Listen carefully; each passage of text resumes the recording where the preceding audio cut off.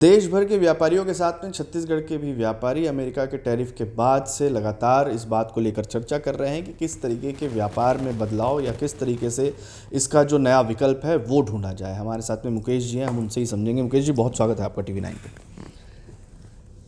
Ji thank you sir, सबसे पहला सवाल तो यही है कि जो टैरिफ बढ़ाया गया है उससे निर्यात में कितनी या तो बदलाव की बात कहें या परेशानियों की बात कहें, क्या नज़र आ रहा है अभी फ़िलहाल इससे? हम ही लघु उद्योग से जुड़े हुए हैं और यहाँ हमारे राइस की बात करें तो हम लोग भारतवर्ष से टोटल जो निर्यात करते हैं उसका 1 या 2% अमेरिका में जाता है और उसमें भी मेजर पार्ट जो है बासमती राइस का रहता है, लगभग 2.5 लाख टन करीब होता है और 50,000 टन करीब नॉन बासमती का होता है, वो भी साउथ से जाता है, सोना मसूरी और वगैरह और कोई जो भी अलग वैरायटी है। तो हमको हमारे जो नॉन बासमती सेक्टर में हमको कोई ऐसा इफेक्ट दिखता नहीं है और बासमती में भी जो इफेक्ट है हमारे भाई लोग कहीं ना कहीं से नया मार्केट खोज के उसको उतना कंपनसेट देश को फॉरेक्स लाने में मदद करेंगे।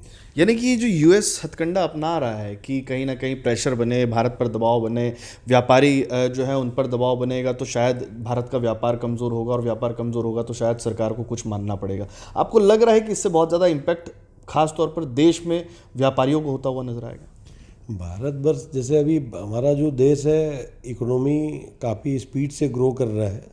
आज 4 नंबर में वर्ल्ड में आज स्थान लगभग आ चुका और 5 ट्रिलियन की ओर जा रहा है भारत का इकोनॉमी। तो ग्रोथ तो डेफिनेटली बहुत अच्छा है और आज भारत के पास जो रिसोर्सेस हैं और जो MSME सेक्टर जो बेसिकली इंडिया का बैकबोन है आज वो काफ़ी अग्रसर है। 35% इकोनॉमी MSME की ओर से है और सरकार MSME को काफ़ी बढ़ावा दे रहा है और काफ़ी हर जगह मदद करने का प्रयास कर रहे हैं जहाँ जैसा जिसको जो रिक्वायर्ड होता है। आज मान लीजिए आज एडवोकेसी पॉलिसी एडवोकेसी में भी MSME के अभी रैम्प का एक प्रोग्राम यहाँ हुआ था, तो वो MSME उद्योग को बढ़ावा देने के लिए सरकार काफ़ी तत्पर है और आगे भी MSME उद्योग जो आज चाइना में जो प्रोडक्शन हो रहा है वो धीरे धीरे भारत में भी प्रोडक्शन होने लग गया है और आगे भी चल के और बढ़ेगा, ऐसा मुझे उम्मीद है। MSME सेक्टर को बैकबोन इसीलिए ही माना गया है कि छोटे से छोटे लघु उद्योग भी उसमें कार्यरत है। यानी कि ये मान लिया जाए कि यूएस के ये तमाम हटकंडे और ख़ास तौर पर जो टैरिफ बढ़ाने का सिलसिला है इससे बहुत ज़्यादा इम्पैक्ट या इफ़ेक्ट जो है वो देश को, व्यापारियों को नहीं होगा। ज़्यादातर मैं समझता हूँ 4 सेक्टर में थोड़ा इफेक्ट हो सकता है। एक गारमेंट सेक्टर है, दूसरा ऑटोमोबाइल है, तीसरा जेम्स एंड ज्वेलरी है, चौथा सर्विस सेक्टर है। जो हमारे सॉफ्टवेयर इंजीनियर भाई लोग हैं उनको थोड़ा सा इफेक्ट हो सकता है, बट आज इंडिया के पास वो शक्ति है कि पूरा वर्ल्ड को लॉक कर सकता है सेक्टर में। बिल्कुल, आपने जो बातें कही मुझे लगता है सारे व्यापारी इस बात पे इत्तेफाक रखेंगे। लेकिन कुछ अगर सेक्टर्स की बात कर ले, चाहे वो चावल की बात हो, फ्रूट्स की बात हो या अन्य सेक्टर्स की बात हो, आपके राय में क्या है कि किस तरीके से इस टैरिफ के बाद अब व्यापारी काम कर रहे हैं? क्या वाकई में एक यूएस ही बड़ा मार्केट है या दूसरे भी बड़े मार्केट हैं? ड्राई फ्रूट्स को लेकर भी बहुत ज़्यादा चर्चा होती है कि ये भी ज़्यादातर निर्यात किया जाता है। तो किस तरीके का मार्केट है और किस तरीके से आने वाले दिनों में अब इसको लेकर काम होगा? ये आपदा में अवसर है जी। इसमें हमारे जो भी निर्यातक हैं यहाँ से नए मार्केट को खोज रहे हैं, जिसमें भारत सरकार भी काफ़ी मदद कर रही है। अब जैसे एग्रीकल्चर सेक्टर में अपीडा एक्सपोर्ट प्रमोशन काउंसिल है। अभी हाल ही में माननीय श्री पीयूष गोयल जी ने छत्तीसगढ़ को अपीडा का रीजनल ऑफिस भी दिया है और वो अपीडा का काम ही है कि नया मार्केट को खोज के एक्सपोर्टर्स के साथ मिलके काम करके वो मार्केट खोज के वहाँ पे पहुँचना। और अभी जैसे हम लोग के यहाँ लैटिन अमेरिका एक चावल के लिए बहुत अच्छा मार्केट है, कनाडा है, तो इस मार्केट के जरिए भी हम जो 3 लाख टन कम हो रहा है उसको 3 की जगह हम 30 लाख टन में परिणत करेंगे।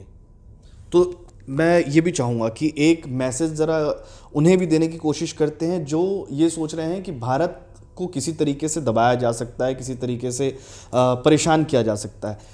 अमेरिका जो हथकंडे अपना रहा है और ख़ास तौर पर इंडिया को लेकर, टैरिफ को लेकर जो रुख है, मैं चाहूँगा उसके लिए आप क्या सोचते हैं, ये भी बात सामने है।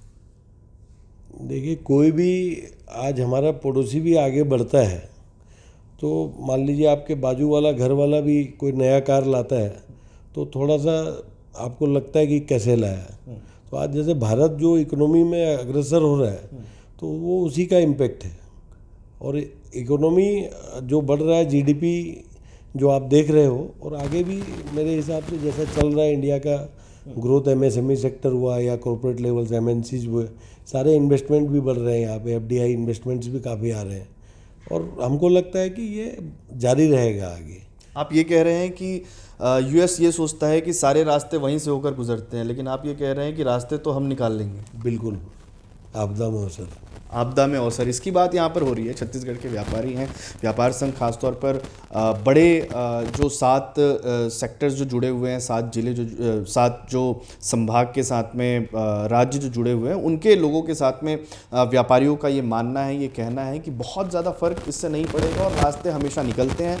व्यापारियों को माना इसलिए जाता है कि एक रास्ता अगर बंद होता है तो वो दूसरे रास्ते निकालने में माहिर होते हैं। फिलहाल जो यूएस को लेकर, टैरिफ को लेकर जो लगातार बातें चल रही है, भारत में इसका बहुत ज़्यादा इम्पैक्ट खासतौर पर व्यापारी वर्ग पर देखने को नहीं मिलेगा। छत्तीसगढ़ से TV9 के लिए अमित मिश्रा।